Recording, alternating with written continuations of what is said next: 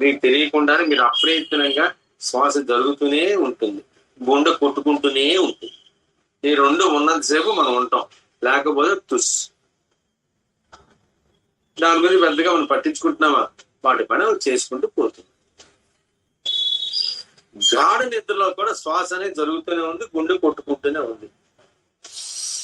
మిగతా అవయవాలు అన్ని కూడా మనసులో లయమైపోయి, మనస్సు వచ్చేసి బుద్ధిలో లయమైపోయింది, బుద్ధి వచ్చేసి ఆత్మలో లయమైపోయింది.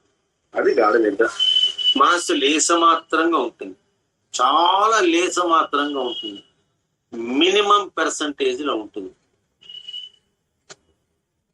సో ప్రతి వ్యక్తి ప్రతిరోజు ధ్యాన స్థితిలోకి వెళుతున్నట్టే లెక్క కదండి. మళ్ళీ తెల్లారిసరికి ఏదో టైంలో మళ్ళీ మెలకులోకి వస్తున్నది కదండి. మనం మెలకులో తెచ్చేది ఏంటండి? ఒకడే కానీ మెలకుగా లేవలేదనుకోండి, వెంటనే మన వాళ్ళందరూ బిజీ అయిపోతారు, వెంటనే ఫోన్లు వెళ్ళిపోతాయి. ఇక్కడ అన్ని ఇంకా అన్ని వచ్చేస్తారు రెడీగా, దాట్ ఫోన్లు వెళ్ళిపోతాయి, అన్ని అయిపోతాయి. లేస్తున్నాం కాబట్టి లేచాడు కాఫీ తాగుతాడు అనుకుంటారు. లేవలేదు అనుకోండి,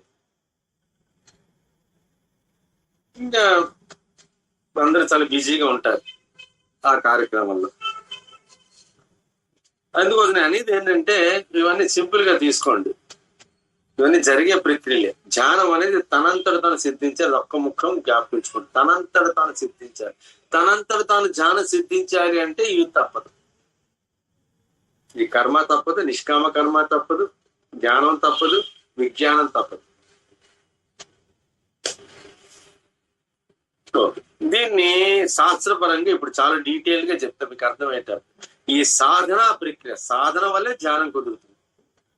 జ్ఞాపకించుకోండి, సాధన వల్లే ధ్యానం కుదురుతుంది. సాధన అంటే ఇవి లేకుండా ధ్యానం కుదరదు. ఈ సాధన ప్రక్రియని సులువుగా చెప్పాలంటే, మొదటి స్థితి ఏదైతే ఉందో ప్రాథమిక స్థితి ద్వైత స్థితి.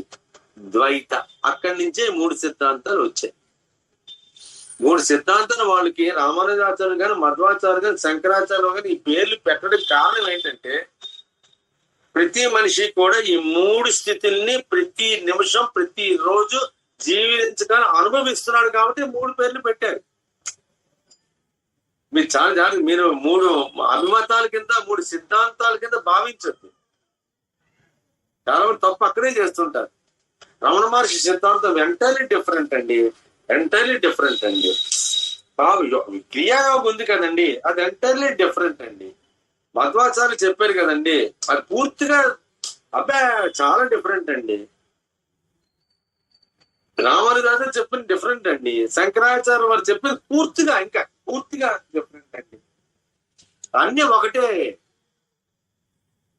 శ్రీరాముడు చెప్పినా, మన మాండుకి చెప్పినా, ఎవరు చెప్పినా సరే ఒకటే. బాగా శ్రీకృష్ణుడు చెప్పినా, వ్యాసుడు చెప్పినా, వశిష్ఠుడు చెప్పినా, జైమిని చెప్పినా, పతంజలి చెప్పినా, శంకరాచార్యులు చెప్పినా, మధ్వాచార్యులు చెప్పినా అండ్ రామానుజాచార్య చెప్పిన ఒకటే. ఏం తేడా ఏం లేదు, మనం అనుకుంటున్నాం తప్ప అన్ని ఒకటే. అందుకోసం వాళ్ళు 3 పెట్టారు. ఎందుకు పెట్టారంటే మానవ జీవితం ఈ 3ని కూడా క్రాస్ అవుతూనే వెళ్తుంది. ఈ సిద్ధాంతాలుగా మీరు భావించద్దు, ఈ 3 కూడా మార్గాల కింద భావించాలి. ఎందుకంటే ప్రతి మనిషి కూడా ఈ 3 మార్గాలు కూడా ప్రయాణిస్తూనే ఉన్నాడు, పుట్టిన దగ్గర నుంచే మరణించే వరకు కూడా ఈ 3 మార్గాలు ప్రయాణం చేస్తూనే ఉంటాడు. అందుకోసం వాటిని విడివిడిగా చూడొద్దు, విడివిడిగా ఒక మతాచార్యులు పేరు పెట్టుకొని వ్యాపారం చేయాలి. 3 ఒకటి. ఆధ్యాత్మికం అన్నది ఒకటే. ఆధ్యాత్మికం అనేది 2, 3గా ఉంటే అది ఆధ్యాత్మికం కాదు. ఎవరు ఏ గురువు చెప్పినా, ఏ సిద్ధాంతం చెప్పినా ఒకటే తెలుసుకోండి. అంతేగాని వాళ్ళు కొట్టించుకోవడం, దెబ్బలాడేసుకోవడం ఏం జరగలేదు. ఇవన్నీ చరిత్ర, పనికిరాని వాళ్ళందరూ కూడా రాసినవి ఇవన్నీ కూడా. శంకరాచార్యులు వారు, రామానుజాచార్యులు వీళ్ళంతా దెబ్బలాడేసుకొని, ఇవన్నీ కొట్టించుకొని, మండమిశ్రుడు వీళ్ళు వాళ్ళ వాదనలు కనిపించారు. దేనికంటే మన జ్ఞానం కోసమని ఇవన్నీ ఇచ్చారు.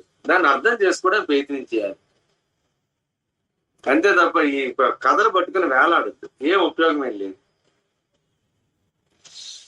ఈ సాధనా క్రమాన్ని శాస్త్రపరంగా ప్రతిదీ శాస్త్రపరంగా చెప్పాలి. ఎందుకంటే శాస్త్ర ప్రకారం ఉంటేనే కొన్నాళ్ళు ప్రజలు పూర్తిగా నమ్ముతారు. శాస్త్రం లేకపోతే కొన్నాళ్ళు పోయిన తర్వాత అంతా కూడా పుక్కిట పురాణాలు రా, వీటి పెద్ద నమ్మాల్సిన అవసరం లేదని చెప్పి అనేస్తారు.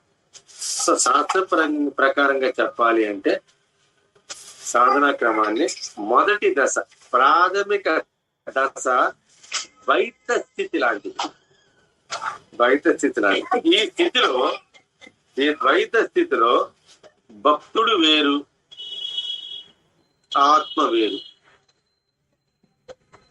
చాలా మంది ఇదే స్థితిలో ఉన్నారు. ఈ స్థితిలో సాధకుడు వేరు, ఆత్మ వేరు. 99% అదే స్థితిలో ఉన్నారు. ఒప్పుకోక తప్పదు. సాధకుడు వేరు, ఆత్మ వేరు. ఇదే ఎక్కువగా పరిగణించబడుతుంది. ఇదే ఎక్కువగా రన్ అవుతున్నారు. ఎక్కువ మంది మనుషులు నమ్మేది ఇదే, మనుషులు చేస్తున్నది ఇదే.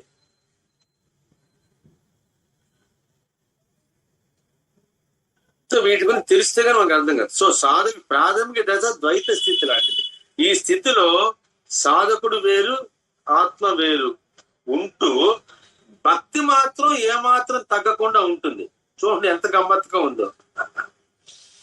భక్తి మాత్రం బ్రహ్మాండంగా ఉంటుంది. భక్తిలో ఏమాత్రం తగ్గదు. భక్తి కంటిన్యూ అవుతూ ఉంటుంది. భగవంతుడు, వెంకటరమణమూర్తి, వినాయకుడు, సుబ్రహ్మణ్య స్వామి, అమ్మవారు ఇవన్నీ కంటిన్యూ అవుతూ ఉంటాయి. కానీ నేను వేరు, పరమాత్మ వేరు. అది ప్రాథమిక స్థితి సాధనలో. దాన్నే ద్వైత స్థితి అని పేరు పెట్టారు పెద్దలు. భగవద్గీతలో చాలా క్లియర్ గా చెప్పారు. ఈ విషయాలు సాధారణంగా ఎవరికి చెప్పరు, కొంతమంది తప్ప, మహానుభావులు తప్ప. ఈ ద్వైత స్థితి అనేది ఎక్కువగా సాధనలో మనిషిని బాధిస్తూ ఉంటుంది. అందుకే ధ్యానం కుదరదు. ద్వైతం, నేను వేరు, భగవంతుడు, నేను వేరు, నేను ఈ విశ్వ ప్రపంచం వేరు, ఆధ్యాత్మికం వేరు. ఈ రెండింటిని కలిపి చూస్తేనే ధ్యానం కుదురుతుంది. సో ద్వైత స్థితి.